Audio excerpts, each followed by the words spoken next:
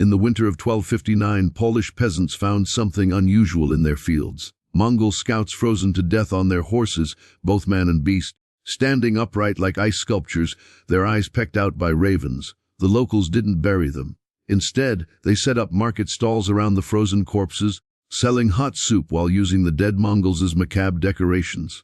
Children threw snowballs at them, dogs pissed on them. One enterprising merchant hung a sign from a frozen Mongol's outstretched arm advertising fresh bread not made from human flesh like Mongol food. This wasn't fear anymore. This was contempt. For 20 years Europe had nightmares about the Mongols, but now they'd become carnival attractions. They remembered Lenica, where Mongol warriors filled 9 sacks with European ears. They remembered the drinking cups made from children's skulls. They remembered 100,000 knights slaughtered in 3 days, their armor useless as paper against Mongol arrows. They remembered cities where the only survivors were the cats because even the rats had been eaten by starving refugees. But in 1259, when the Golden Horde returned to Poland, expecting another feast of conquest, they found something they'd never encountered before, an enemy that had learned from its nightmares. The Mongols were about to discover what happens when you teach peaceful farmers how to be monsters. They'd created their own executioners. The Mongol war machine depended entirely on their horses. Each warrior traveled with 5 to 10 mounts, rotating them to maintain speed, drinking their blood for sustenance, using their hides for armor, their bones for arrows. A Mongol without horses wasn't a warrior. He was just a man in fur clothing very far from home.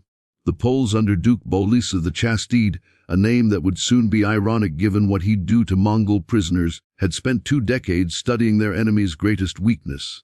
3 months before the invasion, Polish forces began the most extensive scorched earth campaign in medieval history, poisoning wells with rotting corpses, burning every blade of grass for 50 men, salting grazing lands with lime and arsenic.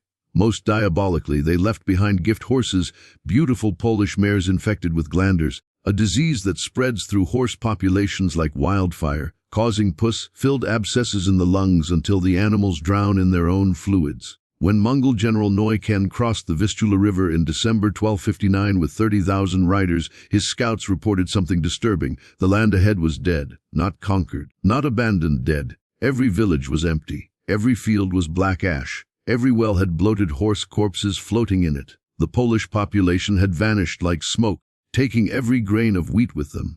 They'd even dug up their graveyards and taken the bones, denying the Mongols even the possibility of grinding skeletal remains for calcium. By the second week, the gift horses started showing symptoms. Mongol horses began coughing blood, their necks swelling with abscesses that burst and spread infection through contact. The Mongols, not understanding disease transmission, moved sick horses to the rear with healthy reserves, spreading glanders throughout their entire herd. Within 3 weeks, horses were dying by the hundreds daily, their bodies left behind in a trail of death that wolves followed like a moving feast. Then the Polish ghosts began their work. Duke Bolesław had recruited not knights but peasants, men who knew the forests, who could move silently in winter, who had spent 20 years dreaming of revenge for murdered families. These weren't soldiers. They were hunters, and they'd been given simple instructions. Kill Mongols like you would kill wolves. No honor, no mercy, just death. The tactics were devastating in their simplicity. Polish raiders would wait for Mongol scouting parties to make camp, then attack during the deepest sleep hours before dawn. But they didn't fight. They simply cut horse throats and vanished into the forest. A Mongol warrior might wake to find his 5 horses dead, their blood turning the snow into red slush, and no enemy in sight. Without horses in enemy territory in winter, he was already dead. It just took a few days of walking through frozen forests for him to realize it. One Mongol unit of 500 men woke to find every single horse's throat cut. The animals arranged in a circle around their camp like a grotesque warning. The Poles had done it so silently that not even the sentries had noticed. The message was clear. We can kill you whenever we want. The psychological impact was devastating. Mongol warriors who'd conquered from China to Hungary found themselves afraid to sleep. They knew Mongols traveled light, depending on raid and forage for supplies. So the Poles began leaving abandoned supply caches, barrels of mid, sacks of grain, preserved meats, all poisoned with hemlock and wolfsbane, but not enough to kill immediately. Just enough to cause agonizing stomach cramps and bloody diarrhea. One Mongol captain, Badar, wrote in his dispatch to Nogai Khan, The enemy is nowhere and everywhere. We conquer empty villages and rule over ghosts. My men done fiend blood and sea demons. The horses eat each other's manes from hunger. This land is cursed. By January 1260, the situation was desperate. Mongol horses, those that survived the disease, were eating bark from trees, their own dung, and eventually each other. Warriors who'd once drunk mare's milk and horse blood now watched their mounts collapse from starvation. Too weak even to be slaughtered for meat. The Polish strategy was working perfectly. They turned Poland into a desert that consumed armies. Then came Sandom, where the trap finally snapped shut. Duke Bolesław had been retreating for weeks, always just out of reach, leaving poisoned supplies and dead land behind. The Mongols, now down to perhaps 15,000 effective warriors from their original 30,000, pursued him towards Sanders on the Vistula River. They thought they had him cornered. They were wrong. The Duke had spent 2 months preparing something special, a killing field designed specifically for Mongols. The Battle of Sanders was not a battle. It was a slaughter wearing the mask of a battle. The Mongols approached the city to find the Polish army arranged in traditional formation. Knights in front, infantry behind, banners flying. It looked like the kind of formal European battle the Mongols had crushed 100 times.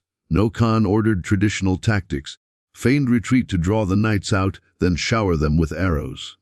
But when the Mongol light cavalry began their feigned retreat, something unprecedented happened. The Polish knights didn't follow. They just stood there, shields up, waiting. The Mongols wheeled around for their arrow assault and discovered why. Their horses, already weakened, couldn't gallop in the deep trenches hidden under a thin layer of snow and branches. Horses broke their legs by the dozens, throwing riders into concealed pits filled with sharpened stakes smeared with human feces, ensuring any wound would become septic. The trap had been perfectly designed to counter every Mongol advantage. As the Mongol cavalry floundered in the trap field, Polish crossbowmen emerged from concealed positions. But they weren't aiming at the warriors. They shot the horses. Every single horse methodically, efficiently, like farmers culling diseased cattle. The Mongols, watching their mounts die, realized they were now infantry in enemy territory in winter, hundreds of miles from any support. Then the peasants arrived. Thousands of them armed not with swords but with farming implements, flails for grain, hooks for hay, hammers for horseshoes. They'd been promised something extraordinary by Duke Bolesław. 1 silver penny for every Mongoler, 2 pennies for a thumb, and a gold ducat for a Mongol commander's head. What followed was less combat than harvesting. The Mongol warriors, trained from childhood for mounted warfare, tried to form defensive circles on foot. But they were exhausted, many still suffering from poisoning, wearing armor designed for horseback, not ground combat. The peasants swarmed them like ants on dying beetles. They used harvest scythes to cut tendons, grain flails to crush skulls, and pruning hooks to drag warriors down into the mud where they could be dealt with using hammers and stones. One Polish chronicler described it. The Tartars died not like warriors but like sheep in slaughter season. Our peasants worked in teams, turning killing into a craft like threshing wheat. The ear harvest, as it became known, lasted 3 hours. Some peasants, being practical, cut off both ears despite the single payment rule, figuring they could sell the extra ones to less successful hunters. Others collected Mongol fingers to make necklaces that they'd sell to merchants as protection charms. The Mongol commanders, identified by their silk undershirts and gold ornaments, were kept alive briefly, just long enough for peasants to negotiate who got to claim the head bounty. Then they were beheaded with the same axes used to slaughter pigs. The screams mixed with peasant work songs. It was the harvest they'd waited 20 years for, and they sang while they reaped. No Khan himself survived, but only because Duke Bolesław wanted him to. The Duke had something special planned. The Mongol general was stripped naked, painted with pig blood, and forced to ride a donkey backward through 20 Polish villages, while peasants threw dung and rotten vegetables. In each village, the locals were allowed to cut off one small piece of him, a finger joint, a piece of ear, a toe, but not enough to kill him. By the time he reached the final village, he was missing numerous small parts and begging for death. Instead, they castrated him with sheep shears and sent him back to the Golden Horde as a message. This is what Europe does to invaders now. Meanwhile, at Kresenbrunn in Austria, King Otar II of Bohemia was conducting his own extermination campaign. The Battle of Kresenbrunn in July 1260 was different from Sanders. This was heavily armored knights against Mongol cavalry in open field. But the Bohemians had learned from 20 years of defeat.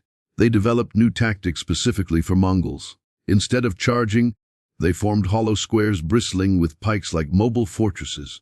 Swiss mercenaries with crossbows stood inside, creating kill zones that horses couldn't enter. When Mongol arrows bounced off improved plate armor, when their cavalry charges impaled themselves on pike walls, the Mongols realized their traditional tactics were obsolete. The Bohemian heavy cavalry held in reserve waited until the Mongol horses were exhausted from futile charges. Then they attacked. These weren't the old-style knights who'd been slaughtered at Lunica. These wore full plate armor that Mongol arrows couldn't penetrate, rode massive destriers that trampled Mongol ponies, and wielded warhammers designed specifically to crush through Mongol limala armor. The killing at Crescentbrunn was so thorough that Otar ordered his men to stop taking ears. There were too many to count. Instead, they just piled Mongol heads into pyramids along the main trade route from Vienna to Prague. Over 50 pyramid markers, each containing between 100 and 300 heads. But the most horrifying fate awaited Mongol stragglers who fled into the Carpathian Mountains. Winter in the Carpathians is brutal, even with supplies. The Mongol survivors, perhaps 3,000 men who'd escaped the slaughters, found themselves trapped in mountain passes with no food, no horses, and temperatures dropping to -30 degrees. Polish and Hungarian mountain villages had been warned they were coming. The villagers blocked passes with fallen trees, destroyed bridges, and then waited. Starvation in mountains follows a predictable pattern.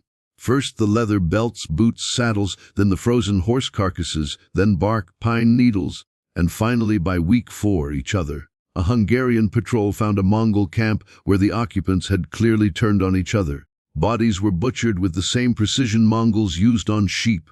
Major muscle groups removed, bones cracked for marrow, even the skin cooked into a sort of crackling. The survivors had established rules. The sick were eaten first, then the wounded, then lots were drawn among the healthy. When Mongol warrior's journal, recovered from his frozen corpse, contained a confession. "We ate Timur yesterday. He was my brother in arms for 6 years. His liver was diseased, black with spots, but we ate it anyway. Tomorrow they will share me. The mountains are full of demons that look like peasants." The mountain villages indeed watched and waited. When Mongol groups became weak enough, peasants would attack with hunting bows and boar spears.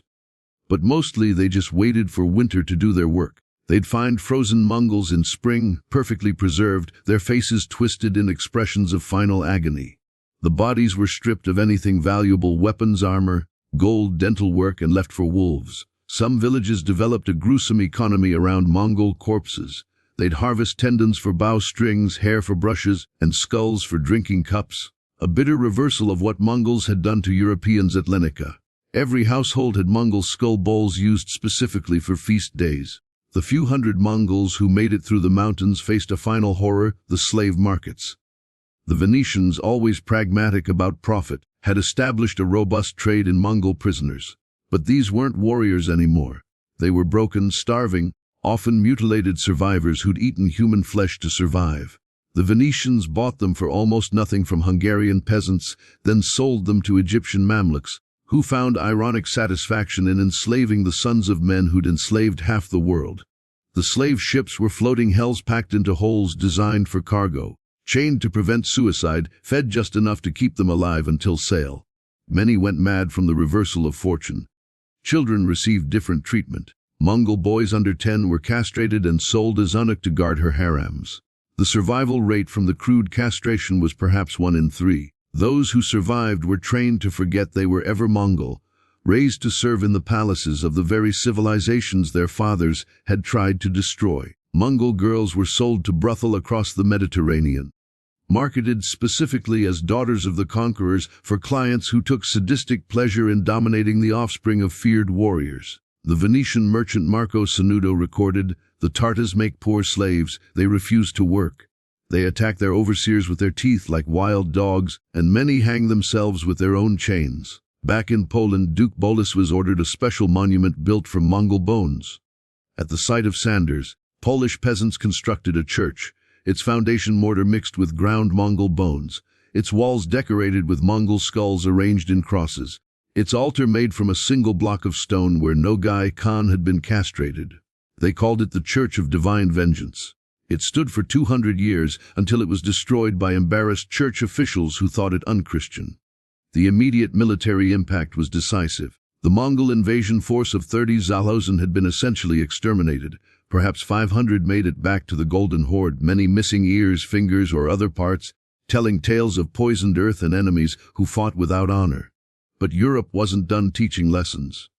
When news of the victories reached other European courts, it triggered what historians call the Mongol hunt of 1261–63. Suddenly, every minor lord wanted Mongol heads for their castle walls. Bounty hunters specialized in tracking down Mongol stragglers. The Teutonic Knights sent cleansing parties deep into Eastern Europe to find and exterminate any Mongol camps. These hunts were exercises in creative brutality. The Teutonic Knights would capture Mongol scouts, force them to reveal their camp locations, then use the scouts as living torches, covering them in pitch and setting them ablaze before sending them running back into their own camps. The Hungarian Baron Bela preferred impalement, lining his borders with Mongol warriors on stakes. The Golden Horde made one last attempt at retaliation in 1262. A force of 10,000 riders was sent to raid Poland as punishment. They made it exactly 30 miles past the border before discovering that Polish peasants had developed an early warning system using church bells. Within hours, every village for 50 Minu Mongols were coming. The earth was scorched ahead of them. Wells were poisoned and Polish wolf packs of mounted peasants shadowed them constantly. These weren't soldiers. They were farmers who'd learned to fight like Mongols, adopting their hit-and-run tactics, but with crucial knowledge of the land. They'd strike at night, kill centuries, steal horses, poison supplies, then vanish into forests the Mongols didn't know. The Mongol commander, Bundai, reported, "We are not fighting an army, but the land itself. Every tree hides an archer. Every stream is poisoned. Every village is empty but watching. My men are afraid to sleep, afraid to eat, afraid to drink water. This is not war. It is being slowly digested by a hostile country." After 2 weeks of this psychological torture, the Mongols retreated. As they withdrew, Polish peasants followed, picking off stragglers. The final insult came at the border. Polish children, some as young as 7, stood on hills throwing rocks at the retreating Mongol army while singing mocking songs about the brave horsemen who ran from farmers. The Mongols, who'd conquered the greatest empires on earth, were being laughed at by children. The Golden Horde never attempted another serious invasion of Central Europe. The transformation was complete. In 1241, Europe had trembled before Mongol horsemen like sheep before wolves. By 1263, European peasants were wearing necklaces of Mongol finger bones and drinking from Mongol skulls while their children played games called Hunt the Tartar with the captured helmets of dead warriors. The invincible had become the hunted. The conquerors had become commodities in slave markets. And the terror of the steppes had learned to fear the sound of Christian church bells. The myth of Mongol invincibility was dead, killed by farmers with pitchforks who'd learned that the secret to defeating monsters was to become something worse. Stories filtered back along the Silk Road, the great Mongol warriors defeated by European farmers, their generals castrated like sheep, their children sold in markets, their bones ground into mortar for churches. Other peoples who'd submitted to Mongol rule began to wonder if Polish peasants could destroy the invincible Mongol army with poisoned wells and farming tools. What were they so afraid of? Within a generation, the Mongol Empire began its long fragmentation. The Yuan dynasty in China would fall. The Ilkhanate in Persia would collapse. The Golden Horde would shrink and divide. The spell was broken when Polish peasants proved that the invincible warriors were just men who could be killed with pitchforks. Today, archaeologists still find mass graves along the Carpathian mountain passes. Mongol warriors who died from starvation and cold, their bones bearing teeth marks indicating cannibalism. In Polish museums you can see the preserved harvest tools, the modified scythes and flails specifically designed for killing dismounted Mongols passed down through families as heirlooms. Some rural Polish churches still have foundation stones that when tested contain unusual amounts of human calcium, the ground bones of Mongol warriors mixed into mortar. The Mongols called their empire the eternal blue sky. No, but they discovered that even the eternal sky ends at the edge of a Polish peasant scythe. They taught Europe how to be monsters, and Europe had learned the lesson too well.